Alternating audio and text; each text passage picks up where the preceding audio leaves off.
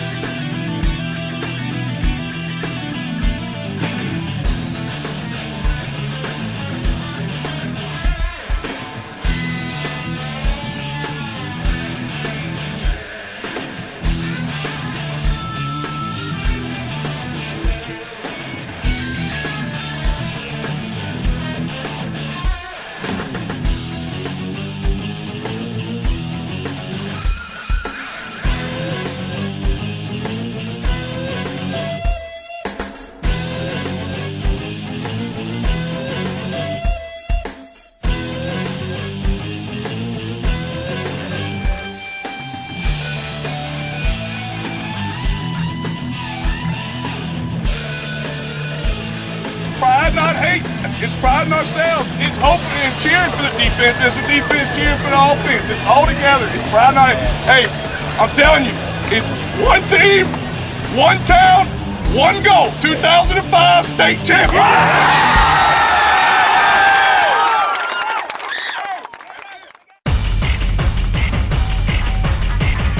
The Jackets opened their season against the CROWLEY Fighting Gents, who brought a rich winning tradition into Iowa and proved to be a worthy opponent.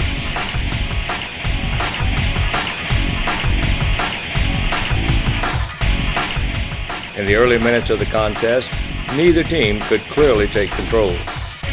Yards and momentum came at times not from talent or execution, but from sheer will.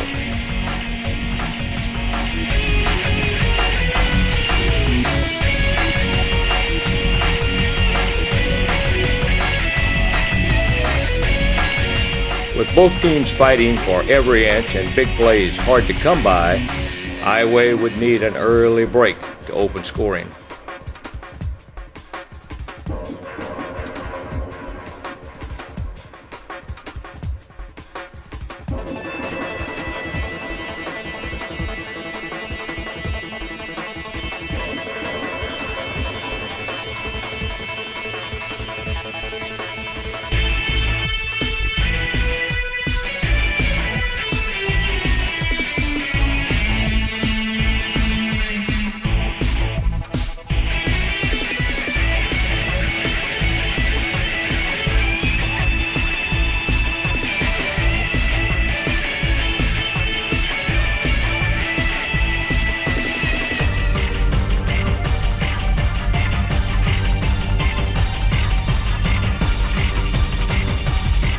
Once on the board, the Jackets took control of what was a very physical contest, matching Crowley's running game with a bruising offense and a suffocating defense.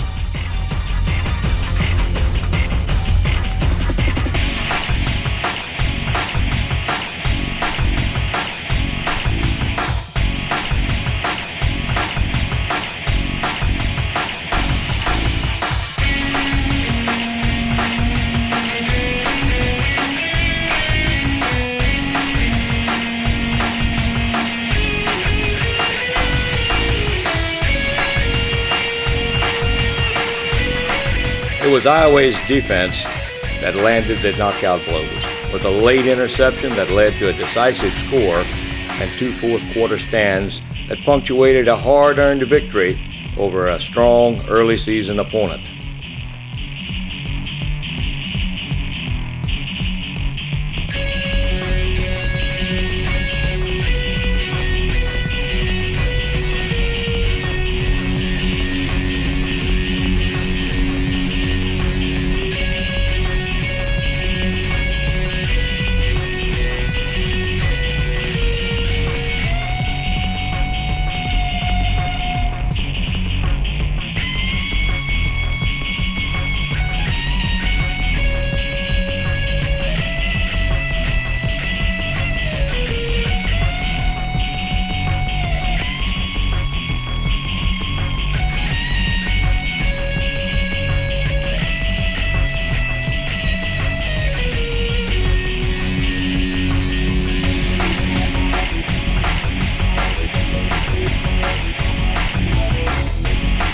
In the end, it was the defense with a drive-killing interception that finally sealed the win for the Jackets.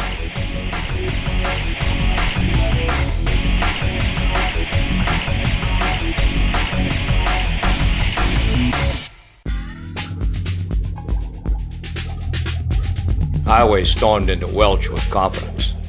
The Jacket defense, coming off a strong showing in the season opener, crushed the Greyhounds' rushing game, closing down inside lanes and taking away the corners.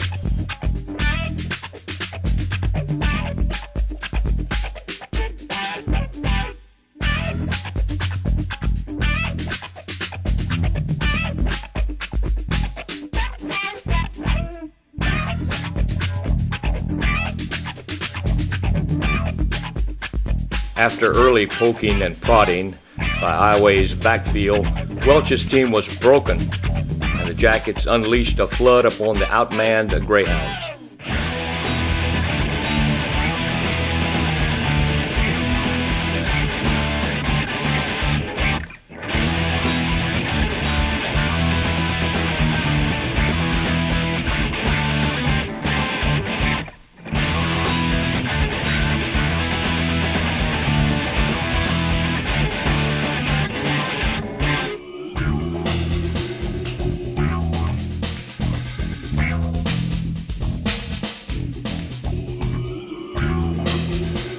The Jackets got to enjoy an early season rout over a team plagued by key injuries. They took the opportunity to further synchronize an already explosive offense into a scoring machine to the tune of 56 points. Welch never had an answer for the Iowa juggernaut.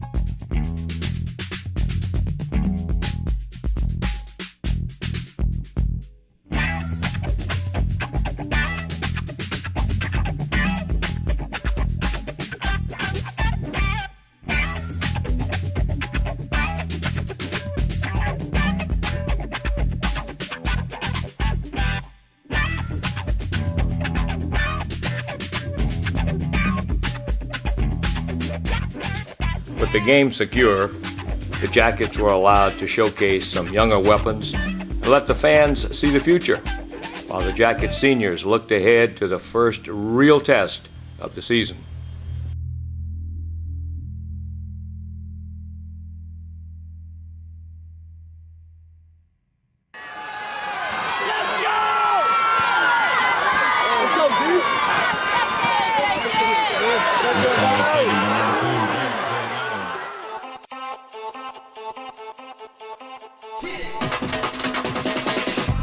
In an atmosphere crackling with electricity, Iowa met the Sam Houston Broncos with passion and fury, proving that they were ready to play with the big boys.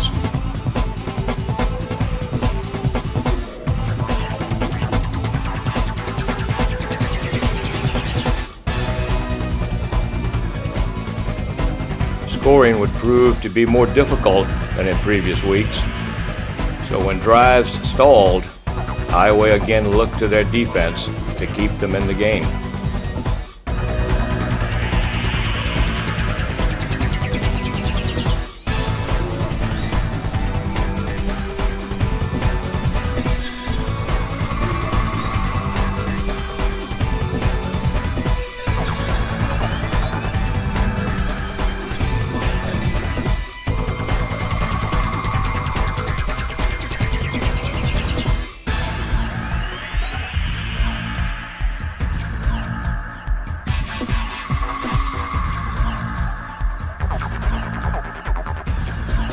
After a sustained drive, highlighted by big plays and third down conversions, Iowa was on pace with Sam Houston, but trailed at halftime. They needed a surprise.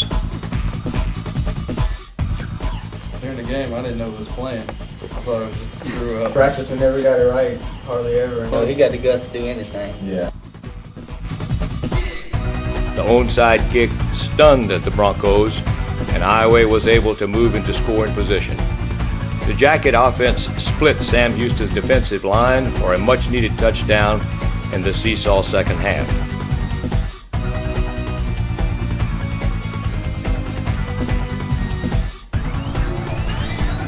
Another long scoring drive after a Broncos touchdown brought the Jackets to within 1 point. Any score would allow them to take the lead. Now all they needed to do was stop Sam Houston's quick strike offense. As had been the trend, the Jackets' defense was up to the challenge.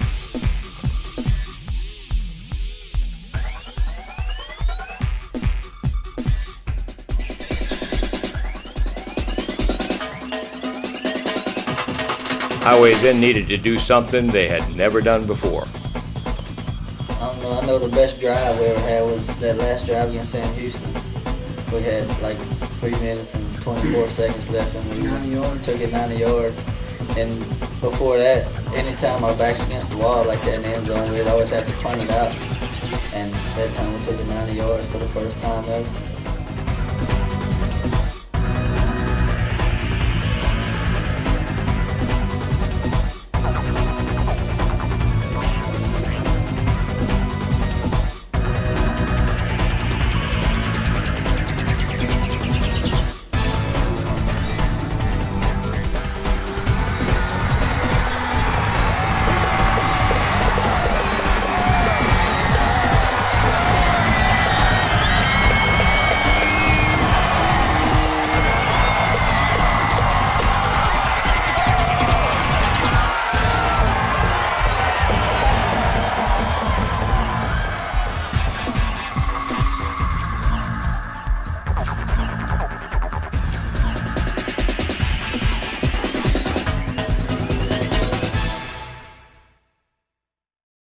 The kids responded to the fact that we sat and told them this week that we would probably be behind at halftime. We posted for them an article on Notre Dame High School and on LSU High School about how last week they came from behind in the fourth quarter and won the game, and our kids responded to that very well. Iowa was riding a tide of momentum and seemed unstoppable, but nature itself would stop the Jackets in their tracks for 3 weeks. We tried to get like, what, 2 or 3, 4 teams to play, and they didn't want to play. Especially St. Louis.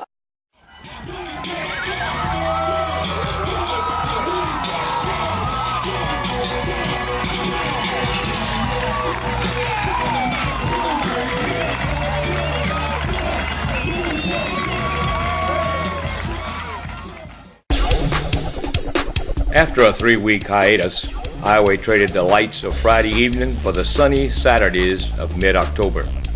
They also welcomed the Eunice Bobcats, who were ranked number 7 in Class 4A. Power points and momentum were on the line as 3A Iowa took on a larger school in a higher class for the second time in as many games. And this time, the opponent was undefeated.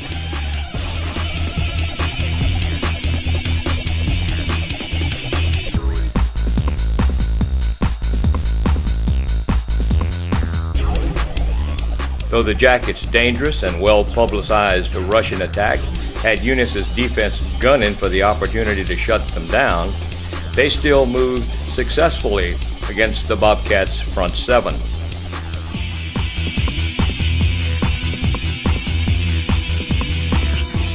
Iowa's defense played like it hadn't missed a day of practice over the interruption caused by Hurricane Rita.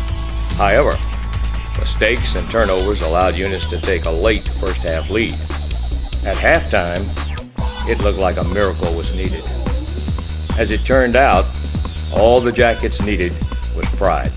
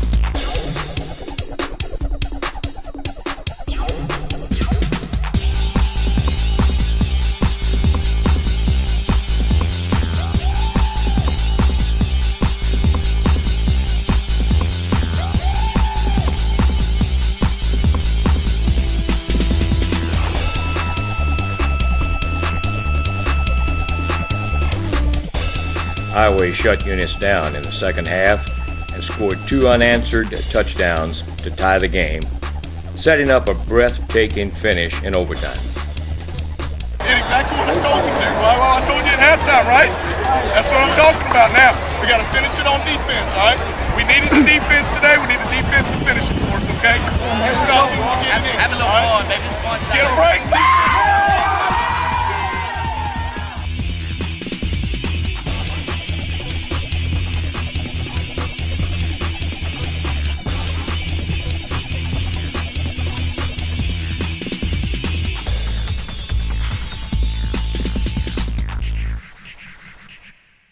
It's going beyond what you know how to do, you know. He taught us that, you know, you got to go farther than you can actually plan above yourself. We did. Iowa's Saturday schedule brought them to Lake Charles, Boston, in a game that ranged from tense to frustrating and saw few points in the first half. The Jackets dealt with their late season angst in the best way they knew how, by unloading absolute punishment on a district rival.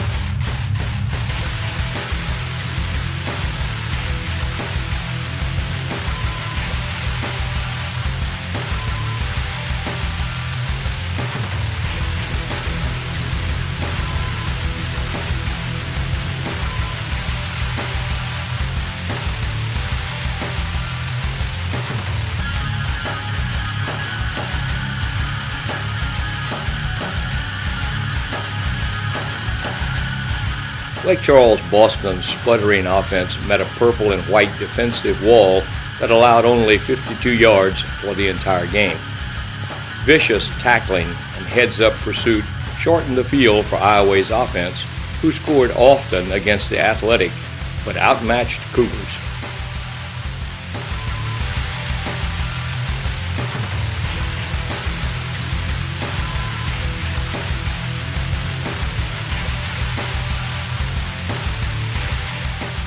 In the early minutes of the opening half, Iowa had benefited from good field position resulting from Lake Charles Boston turnovers. In the fourth quarter, however, it was long runs that carried the well-conditioned Jackets to the game's conclusion over the exhausted Cougars.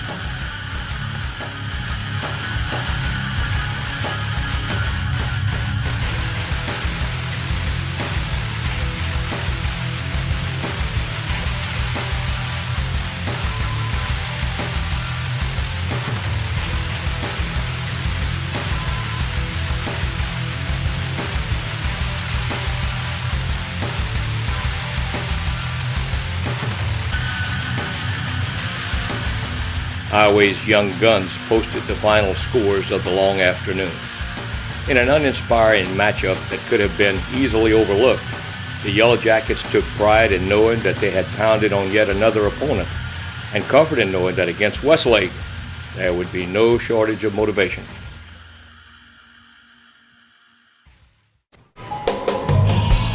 With the playoffs approaching and a top 5 power rating in reach, Iowa wanted to finish the regular season strong. A sun-soaked Saturday afternoon offered the perfect setting for a pre-Halloween party at the expense of a hated opponent. Only one outcome would satisfy: the complete domination of the Westlake Rams.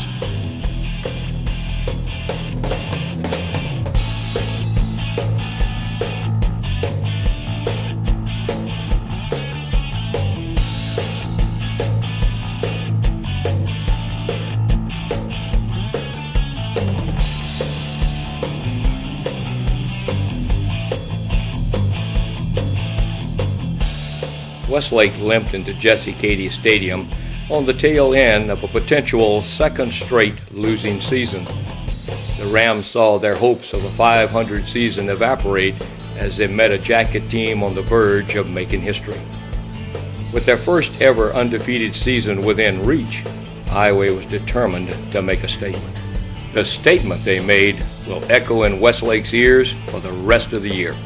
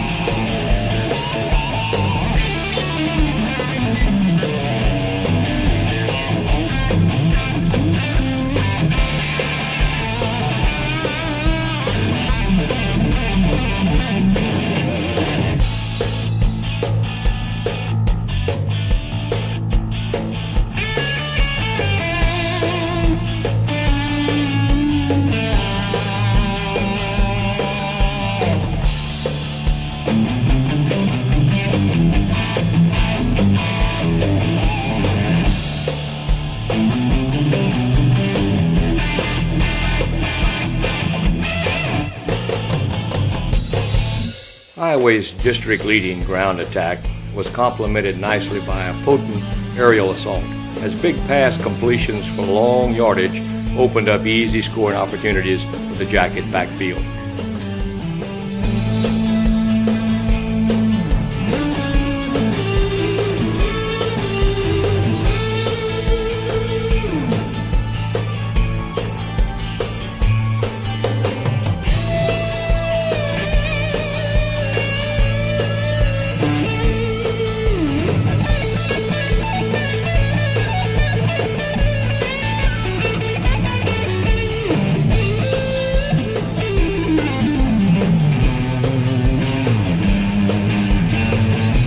Iowa finished its first ever undefeated season with style.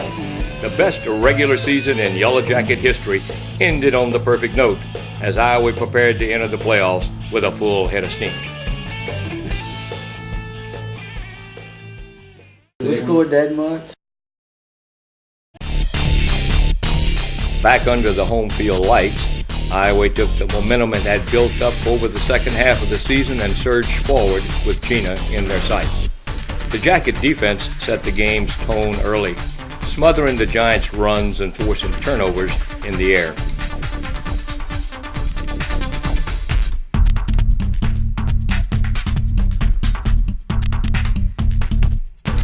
Iowa's offense seized upon the early opportunities presented by Gina's gifts and never looked back, using the diverse cast to put points on the board and place the game out of the reach of the flustered Giants.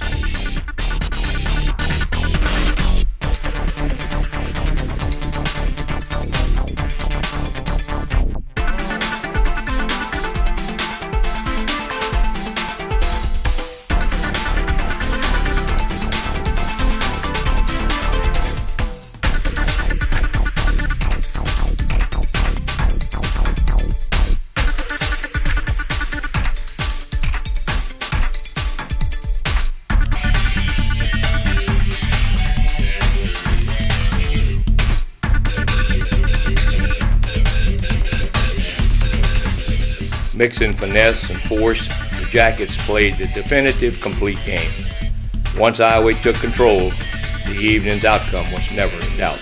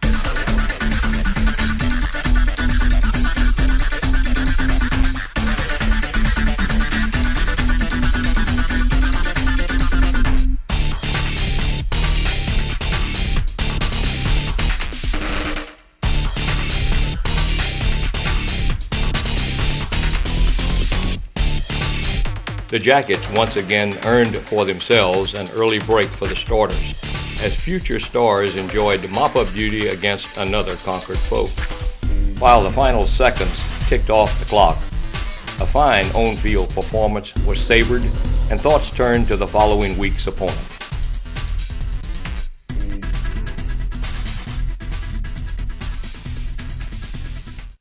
The second round of playoffs brought the Tigers from Independence, Louisiana to Jesse Cady Stadium. A defensive battle awaited the teams.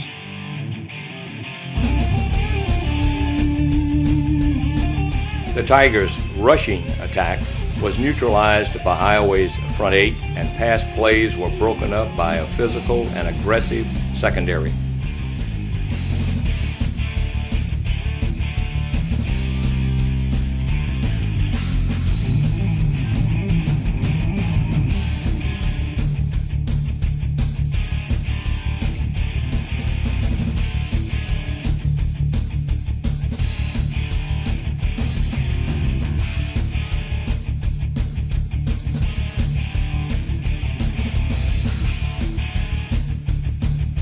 Stalled drives against an unforgiving Independence defensive line left the Jackets scoreless and trailing at halftime.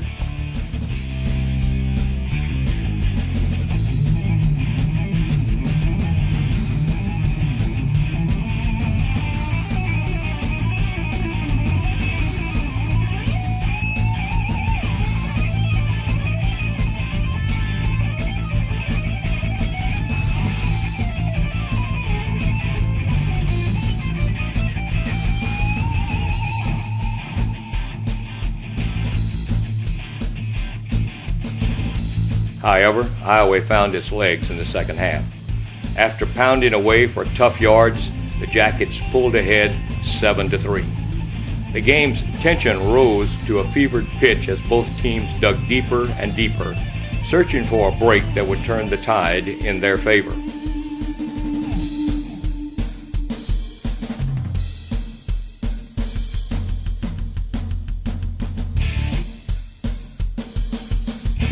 When the final gun sounded in a game that no one deserved to lose, Iowa came up just short. Outscored, but by no means beaten, the Iowa Yellow Jackets watched the 2005 season come to a close. Hey, I know it don't feel like it right now. I know that. But you're going to look back on this season, you're going to be real proud of it. I know it doesn't feel like that right now. But you seniors, y'all took us, did a lot of great things, guys. It's over. We just didn't win. We had our opportunities. We didn't win the game. That's all right. It's all right. It don't mean your mama's not going to love you anymore. We all love you guys. You did a great job this year. I'm real proud of y'all. Greatest season in Iowa's history. Jackets on three! 1, 2, 3! Jackets!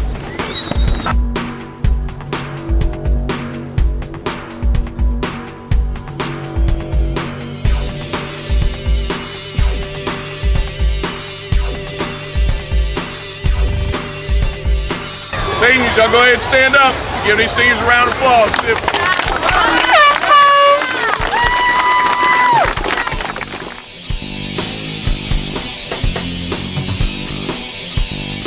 It's his way or you leave.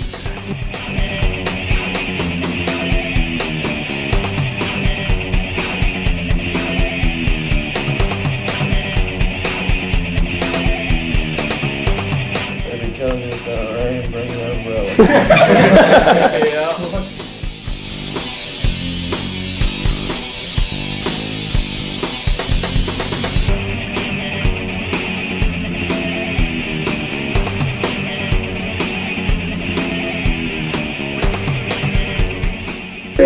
I'll break you like a wild Mustang.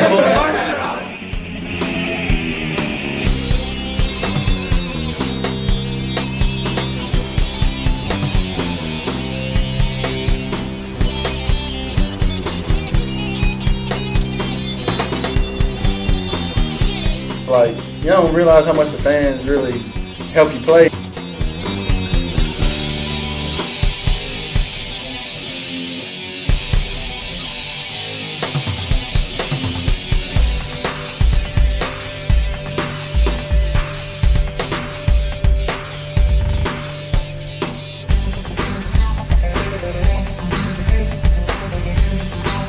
We knew we had to do our best at all times.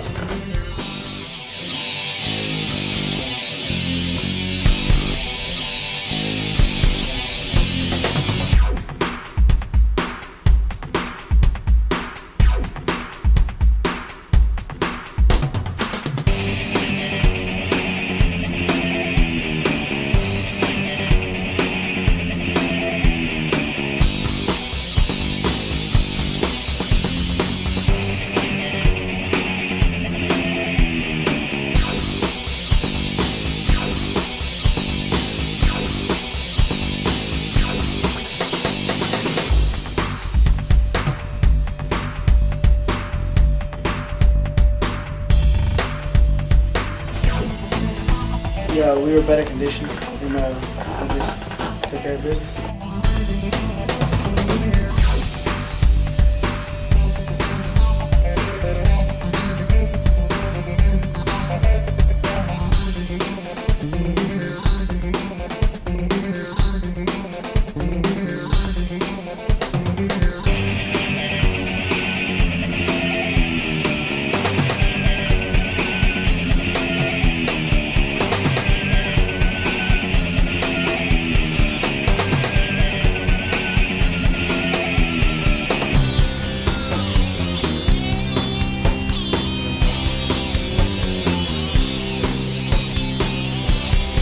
I just like to say to the coaches, I enjoyed my 4 years here. They got me, got me where I'm at.